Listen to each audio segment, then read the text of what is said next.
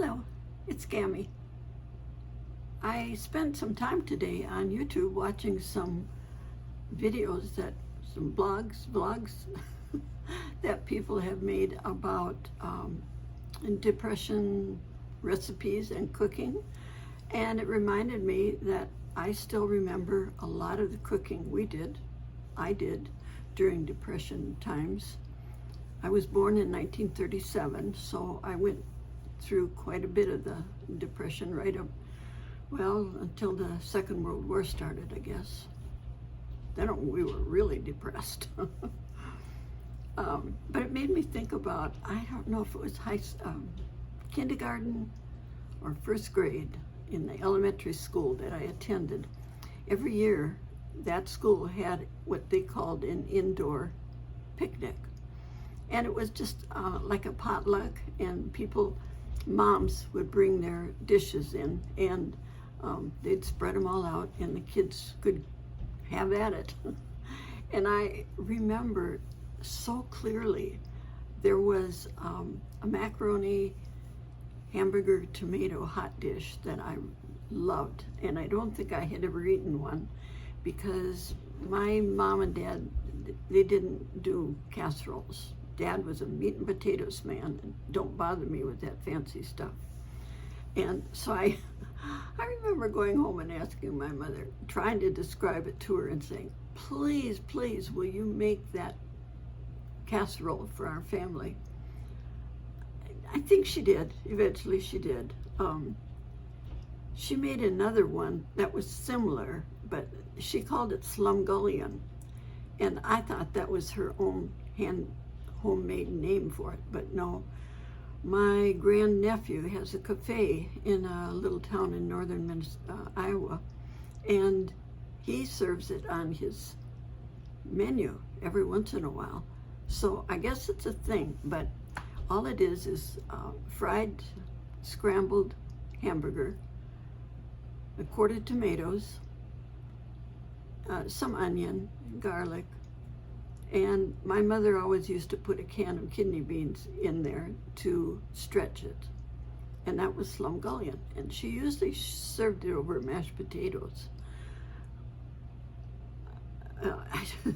We had it often because all the way through high school, our local butcher, this was when we lived out in the country, they sold a hamburger at 3 pounds for $1.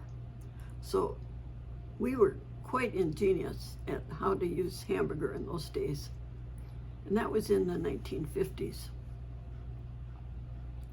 I remember too that my mother used to buy pork neck bones. It was probably about the cheapest meat you could buy.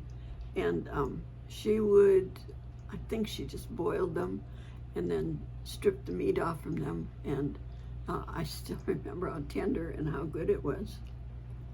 And then they also sold older stewing hens for less money because they were tough and old. And she quite often on Sunday, one Sunday a month, she would cook those stewing hens for a long time. But it made really kind of stringy meat, but it was done. And but she made the best dumplings. They would just fly away. They were so light, and with that stewed crisp chicken, it was just fine. And I remember also something that we made to stretch the dollar, which was bread pudding. And it would take, I don't know, maybe 4 slices of bread, and she made a lot of our bread, and a couple eggs and some milk and vanilla and sugar, and mix it all together and bake it. And the eggs would thicken and hold it all together, and you could actually cut it in squares. And it was so good. And sometimes we would pour maple syrup over it. To this day, I still make it for one of my granddaughters who really enjoys it. We didn't have soft candy until maybe close to 11th or 12th grade. But before that, it was just hard candy if we got any at all. But for a treat, a sweet treat, quite often, we could have a cup of cocoa with one marshmallow in it. And that was such a big treat because we didn't have it very often. There were no candy bars that for our family. Now, there might have been for other families, but it wasn't until I was in the upper grades of high school that I remember my mother liked Maple Nut Goody candy bar, and my grandmother liked French creams. And I don't know what my favorite was. It was probably anything chocolate and sweet. But we did have, in the winter, we had snow candy, and I might have talked about this before. We would scoop up fresh white snow and take it in, and my mother had beaten a couple of eggs in a big bowl, put some sugar and some vanilla in there, and then she folded in the snow, and we would eat it quickly so the snow didn't melt into all water. And that was a really good treat in the winter for us. I don't know how many other families did that. One time, when I was in high school, I was going to surprise my mom by making cookies. And I found a recipe in a big old cookbook, and it was for coffee cookies. I went to work and I made them. They were beautiful. And I gave her one when she came into the kitchen, and she took one bite of it and she spit it out. She said, "I am not eating one of those. What did you put in there?" So I showed her the recipe and I said, "It calls for a cup of coffee." She said, "Not ground coffee, regular coffee like you drink." I said, "Oh, I put ground coffee in there." She said, "Right. I'm not eating another one, and you're eating every one of them." I managed my way through them. But I learned the lesson.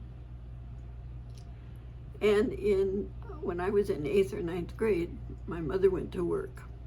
And so now with both Mom and Dad gone off to work in the morning, and they didn't come home until 5 or 6 at night, I was responsible for fixing the supper meal.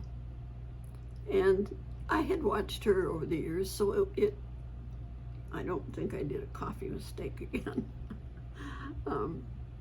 But it was good for me because it taught me to begin to cook and to discover various methods of cooking and recipes, and they were a willing family to experiment on.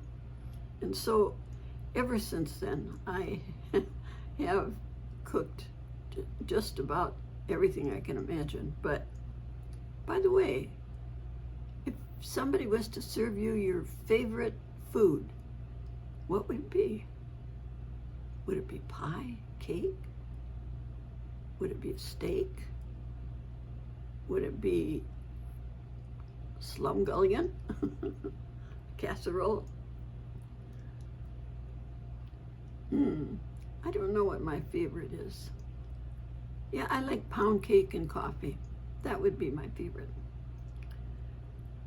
We always ate more at mealtime because there was no snacking. There were no snack foods, and the budget didn't allow for commercial snack foods. But that's fine because we had a big garden.